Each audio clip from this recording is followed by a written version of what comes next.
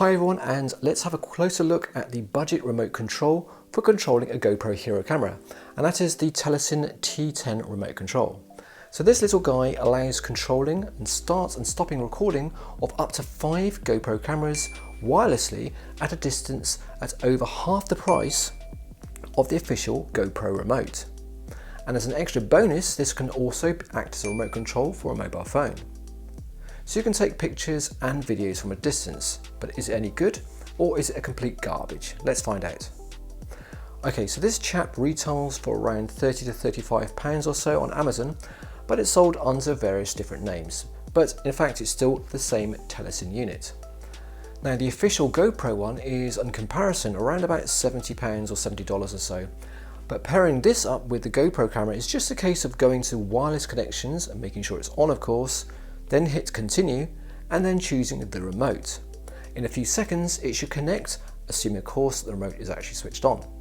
Once done, it's going to then remain paired with the GoPro while the wireless connections is on. If it doesn't pair automatically, then just simply hold down the setting button to enter the pairing mode. Now having a look at the remote itself, it's got a pretty simple layout.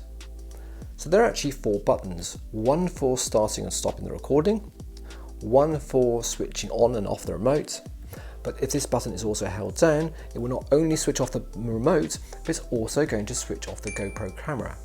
So you're going to save battery on both the remote and the GoPro. Now if you hold down the button again, it switches on the remote and also switches on the GoPro. Now if this button is pressed once, it's going to cycle through all the modes of the GoPro, so photo mode, video mode, time lapse, etc.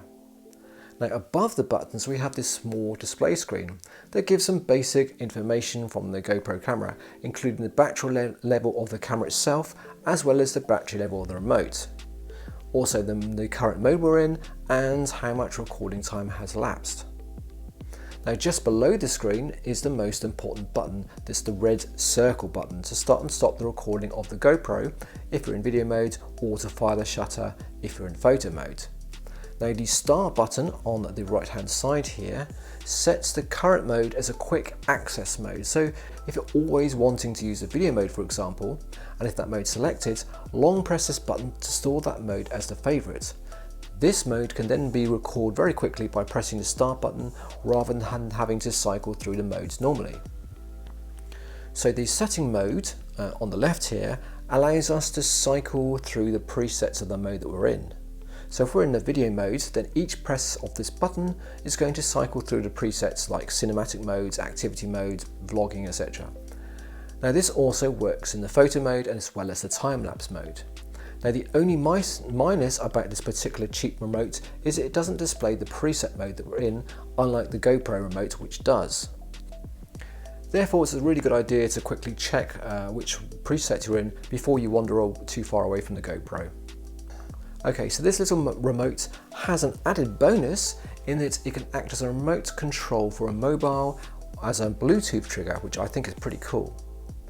Now to pair it with the mobile, what we want to do is hold down the record button for a few seconds until it shows the letters PH on in display, and you can also see the Bluetooth entry T10 in the Bluetooth settings on your mobile phone.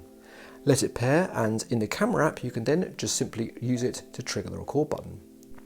So this remote is supposed to have a range of about 80 meters, which is I think more than enough.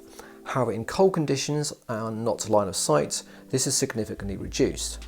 And I'm going to put a link to the video where I'm going to be testing the range of this Telesin remote. Okay, so what about battery life? So officially it's supposed to last about 10 hours or so of working time and has about 2.5 hours charge. So this is more than enough working time I think for most people's needs. It also comes with this little wrist strap here, so it allows for keeping it with you without dropping it, and also still allows for quick access for triggering a recording. It's also possible to use a strap to attach the remote to a selfie stick, for example. Okay, so what are my final thoughts on this little cheap remote control? Now if you're on a budget and you don't want to pay for the official GoPro remote, then this little remote is more than likely going to serve your needs, especially if you're only looking to control 1 or maybe 2 GoPros. And the added feature of being able to remotely trigger the shutter on a mobile phone I think is really handy, and I don't believe the official GoPro remote has this feature. Now I've used this remote for maybe well over a year and I found it to be more than reliable for my needs, so I recommend it. That's pretty much it guys, I hope you find it useful. Thanks for watching and I shall see you soon.